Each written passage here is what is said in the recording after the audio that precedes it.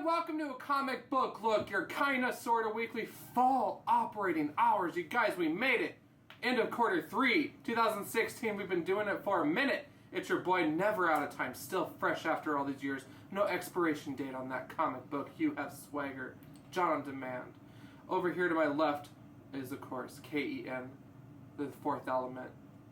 He's in the cut. And aka Nerd Romeo. And of course, you guys, new kid in the class, but never ever on time for that party. Sgt Merica, saving the Midwest, no captain. Boom. So anyways, we just wanted to hit you guys really quick with a super lightning fast pull list. Today has been an absolute blur. The week's been an absolute blur, but every week we get treated to something similar to Christmas, and that is New Comic Book Wednesday, which is awesome. So, we either get new books or we hit the back issues, whatever the case is. We're just talking recent purchases. It's not recent reads for me because I haven't read mine yet. I haven't had time. So I'm going to try to get those done this evening. But we got a big stack of stuff to go through, so we're going to get right into it. Oh my god, Mike. Is that... Okay. No, yeah. Okay, yeah. I was like, wow. Yeah. There's an optical illusion that you can't see just below this of a stack of books. So. Somebody took a second mortgage out today. Yeah. Alright. No. What do you got? Adding more and more to my pull list every day. I decided to grab Doctor Strange number 12. This was already leading. As I've been enjoying it, you know, Aaron's storylines and Nolan's art has just been wonderful. I did decide to pick up Frank Cho's Frank Cho's Skybound. I don't know too much about it except for Frank Cho just puts down beautiful artwork. That's what I'm banking on. I have no knowledge. I flipped through it. Of course, it just looks beautiful. Real meathead kind of comic, so I'm going to enjoy it. Getting a little bit more cerebral. Sheriff of Babylon. Definitely enjoying the series. 2 more issues coming out after this. I'm hoping for another run afterwards because he's got signed exclusively to DC. And that would be King, who we see writing the Batman stories right now, and Gerard's, who's doing the art. Continues to be just a deep storyline I'm enjoying. Of course, it comes out twice a week, so once again, picking it up, Green Arrow. Twice a month. Dang to dang. Unless you think they're coming out that quick. It feels like it. Oh my goodness. When you look at all of the landscape, it all has the rebirth on it. So that's true. This is part 1 of Sins of the Mother, so this will be interesting to see how this run goes. And I've talked about it, now, of course, I had to put it on the pull list. Flintstones, meet the Flintstones. It actually sounds like it's legit. It is. People are loving it. Just been a beautiful one. Yeah. I did show Ken this, that they're starting their NASA program on here. So what happens is there's aliens that land this issue, and as you saw by the cover, they pick up a dog. So it seems so silly, so stupid, but it is just deep, funny, hilarious crap, and I'm loving it. Speaking of deep and funny, as I'm reading one page and I hop to the next, I hate every time I fall for this.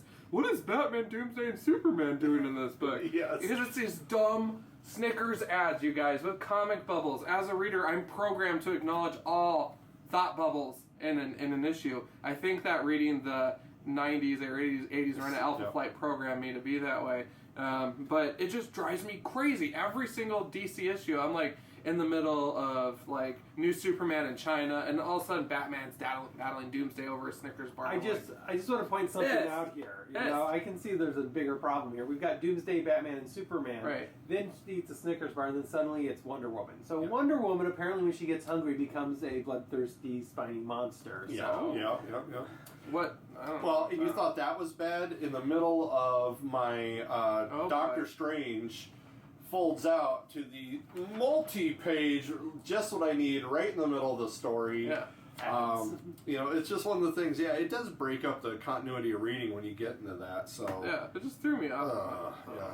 But nicely, we get to another independent with Image Comics, Eclipse. They put all their ads at the back, so once you're done with the story, you can read them.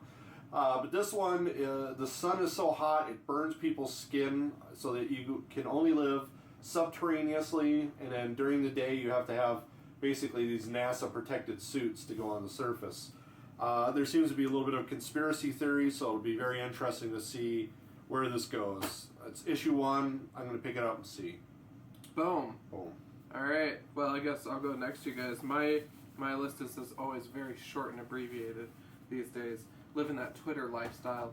I've been, first of all, you guys, at our shop, they're really, if you're going to do a pull, if you're going to have a box with us for us to store comics in, go get them first. And week after week, I'm programmed to go straight to that wall and pick up what I want and go to the register and then realize, well, crap, I have stuff in my box I need to make sure. And the reason why is that they'll put aside like cool covers for me and stuff, and if I want another cover I have to literally tell them, so they switch it out at the register and their inventory doesn't hate me. Yes. So I did not do that today, but I did go to the wall, looked at it, and realized, crap, I need to go to the register first. So I did it. So Rainbow, I am proud of myself for that today. So what happened? Justice League issue 4, you guys, more of that beautiful silken blue rebirth banner action for my comics. But Justice League number 4 is in his house. Heard a lot of praise about the series. I have issues 1 through 3. I read issue 2 with Mark out in Nashville. I haven't read any of the others yet. So I'm really excited to really dig into it, see what's happening, go from there. Carrying on that beautiful banner of rebirth, we got Bruce Wizzle on deck here, hanging out with Gotham Girl on the cover. So, you know how I feel about Batman. But it's a fun series so far. It's a lot of fun. And I'm just excited to see what's next for the Gotham Gal and Gotham Bro. So it'll be a cool read. I haven't read it, like I said, but I will definitely get back to you on that. So the first 5. Yeah. If they do make it a trade out of the 5. Yeah. What do you think about that? I mean... What do I think about a trade? Or what do I think about the book? The first 5, yeah. Because I did drop it. I'm a big fan of King. Yeah. And so that was surprising, by issue 2 was not where I wanted to be, but I want to hear from you. Yeah. I'm kind of not DC pro like some of these dudes out there in our community, Wednesday Comics. No, I'm just playing, but they're awesome. They're great because they take me to school and I like that. I like Batman. I do. I'm wearing the Arkham Asylum family right now, a parody of the Addams Family shirt. I'm wearing a Riddler cap. I love the Gallery of Villains from Batman, the Rogues Gallery, because they're quite iconic. And so what I wanted to do, starting with Snyder's run in the New 52, was just really dig in, get familiar. The only way to do that is to try it out. Loved it, and so I've been riding with it ever since. So this one and All-Star Batman, I'm going to rock with, and Detective Comics. Love it. Yeah. So, totally. So I'm just sinking my teeth in. If at any point I don't like it, I'm going to fall off. Much like I did the X-Men, the quality just dropped, and I totally tuned out, which sucks because I'm a huge X-Men fan, and I wanted to like it, but it just got too out of my comfort zone, I guess, of what I'm looking for in an X-Men book. So. And you're not even getting X-Men 83 or 93? I'm getting X-Men 92. 92. But I stopped one issue in because Mark pointed it out to me. X-Men 2099, that team appears at the end of it. Yeah. But that was issue 5, I think. So issue 6 comes out and it has nothing to do with that, so it didn't resolve that at all. And I think that it said it's to be continued in the Adventures of Cyclops and Phoenix, which might be another book. I don't know. I'm going to keep my eye out for that because I love X-Men 2099. And seeing them for any reason is such a treat. You know, we're so spoiled with Spidey 2099. So I would love to see X-Men 2099, and I want to know why. Why are we seeing them? You know, but shout out to X-Men 2099 for sure. Up next, my shop rocks, and so I told them, hey, I need Fantastic Four issue 262. That was less than a week ago. Bam, in my box, ready to go. So very, very excited about this because I'm totally choked up. This is literature pertaining to Eternity, the Marvel Cosmic Being. And so we got a cameo in this issue. I'm really looking forward to digging into it and seeing how it goes. So I haven't even read 261 yet. I got that issue just because the cover was cool and cosmic. But I am going to be doing an Eternity video coming up, an in-depth look into it after I do my research, complete with screenshots and panels and issue numbers, names of works. So I'm going to try to get into that line of documentary on our channel a little bit. So we'll see how that goes. The historian, the librarian, Johnny Depp in books. Exactly. Johnny Depp in books, bro. That's his new name. So last but not least, you guys, you know I love me a scandalous female cover. It really does it for me. Batman Arkham Poison Ivy, the trade. Now, the reason why I got this, you guys, is not because I'm all about the tatas or anything like that. It's because I truly like the character, and I think that she's iconic and interesting. And the beautiful thing about this trade, aside from Poison Ivy herself, is that this goes from old to current. So I get a literal look at one of my favorite characters from stuff that I don't have, and some of it maybe I do. But it's going to be a fun read. I'm really excited about it, so I might even take this when we go camping this weekend. I'm really excited just to dive into it and see how she translates over the years. So that's how I learn about characters, you guys, when I go into Rainbow Comics, 42nd Minnesota. When I go in there, though, and say, hey, I want to research a character, it could be for a Halloween costume. It could be just because out of curiosity. In this case, Poison Ivy, I just want to learn more about Poison Ivy, and this is the way to do it. So I'm really glad I caught this. I saw it online that it was coming out, and I'm glad that we ordered it. So thank you, Rainbow. I'm stoked. So for Halloween, you're not just draping Ivy around yourself and calling it a costume? I do it every night for him. I don't do it. I'm just kidding. I actually wanted to do a reverse Poison Ivy and goes Poison Ivan. That was my my idea, just for the record. Yeah, Poison Ivan. What was the other one? Oh, and Harley Quinn the male. What's it? Harry Quinn? Harry Quinn or something like that. Yeah. Dr. Harry. We were gonna do like gender bender. Don't know that I really want to see your Harry Quinn. Wow, that's dark. What are you, Loki? Okay, so what's going on? Mine, I don't really have any new reads this week, so I'm just going to go over some of the older stuff that I bought that I actually got through. Number one, I'm going to throw out a shout to John Boylan. He recommended this one for me. Swamp Thing. Wow. Thanks, John. You totally just friend zoned me. Number three. The interesting thing about this run is he was telling me that Swamp Thing shows up for like maybe one or two and then is gone. Right. And this one is all about his daughter, and so you don't ever actually see him in this one at all. And it's her basically the story takes place on a crabbing boat in out by Alaska, sure. And it's a good book. It was really good. I really enjoyed the story. The artwork is different. I like I don't know if you can see the picture on the back. She's got a knife stuck in her back. Yeah, before you pointed that out, did not even notice it, and I've looked at the cover 5 or 6 times. She's got a knife stuck in her back that plays a big part in it. Very cool. Thanks again, John. Other one I picked up, it's a Valiant comic. It's Exo Man of War. Now, I have some Exo Man of War, but what makes this one kind of fun is it's Exo Man of War and Iron Man in heavy metal. And it's Marvel's Iron Man. It's Tony Stark. Hit him with the bag, too.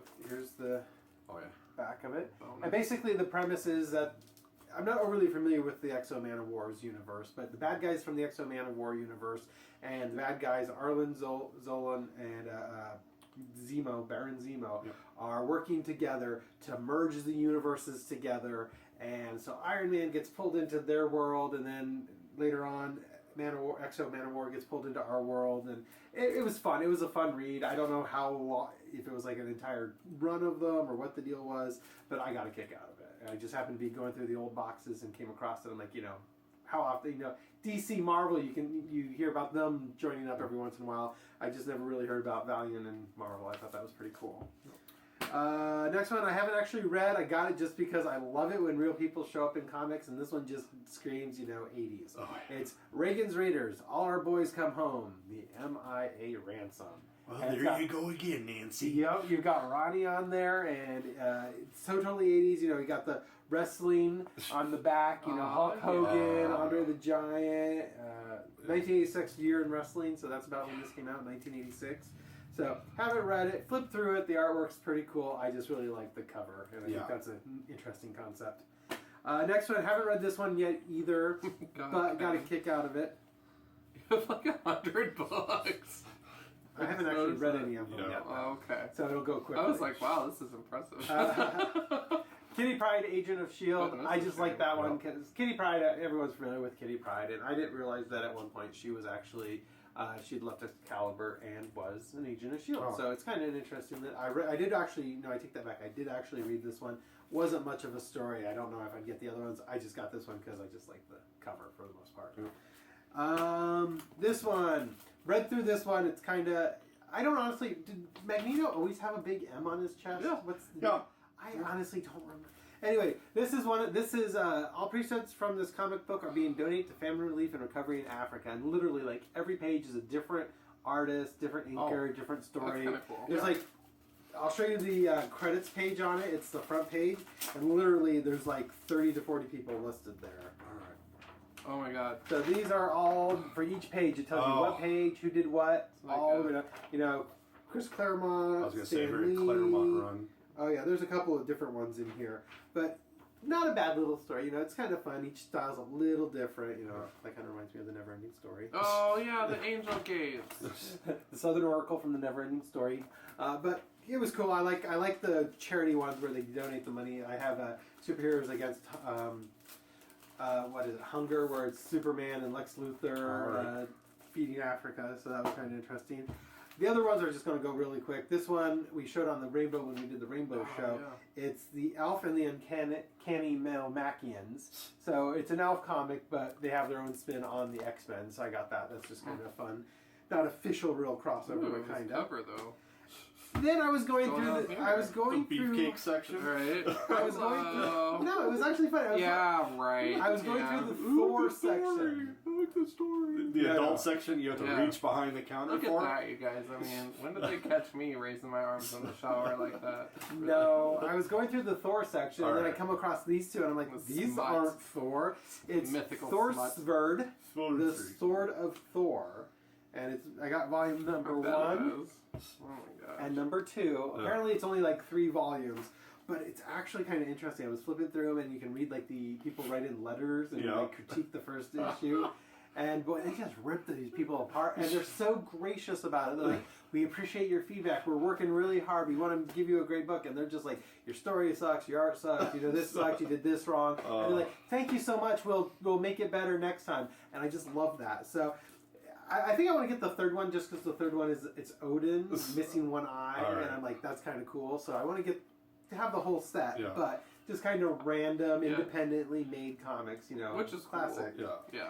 I will commend you always for your treasure hunting, because you get places and you find these rare treasures that I'm like, tell me that cost you $20, and you're like, cost me a quarter. And I'm just like, it is amazing the books you dig through to find them. These were $2 and $2.50, so you know, a little more than a quarter, but still, here, I'll actually pull one out and show you quick. I mean, this cover though. I mean, they get kind of into details, like you know, the covers go all the way around, so and they're all. It's modern man in the Greek and the Norse gods are real, and they're an archaeological dig, and they find Thor's sword, and then boom, the gods are there. You know, it's black and white. It's kind of wordy, older style. Lots of words. A little bit of a novel. Yeah, they get into it. That was actually one of the complaints. Is that you know lots of exposition. But then like in the back of the second one, there's an entire family tree. So you know they put a lot of thought into it. So you know more power to them. I'm always going to support people doing their own thing with comics, independent comics. You know, shop local and support your local creators. Shout out to Norway. Yeah. I, of course, didn't spend enough with my books, so I happened to see this sitting on the shelf. This beauty. And the thing is be careful when you go into Rainbow Comics. These guys are too good to you. 42nd, Minnesota. They are just excellent. They're the nicest. But if they hear you have some little weird collection and you need a little something, they will find it. They will let you know, and they will show you immediately where it is. And I pulled this figure out and I put it on there, and I mentioned I'm getting into collecting something different, and instantly John has come up with a collection of Justice League apes, and that's because I got this guy Winston from the Overwatch game, and it's a little ridiculous because I don't even play the game. I mean, that's what's especially weird. It's apes. Apes or monkeys, apes. I'm especially getting into. It's weird because I guess I just decided that's my thing now. I'm the ape guy. There was Empty Zone issue like number 5 or 6, and I saw it with this really crazy mechanical cyborg ape, and I'm like, that is really cool. And I picked that issue up, and from that I'm going to end up buying the trades of it eventually. But now, of course, now they know me as this, and I will be purchasing more and more ape-like things. Good to know. And I mean, and I thought it was a great price for, you know, in our shop. So I was definitely thankful.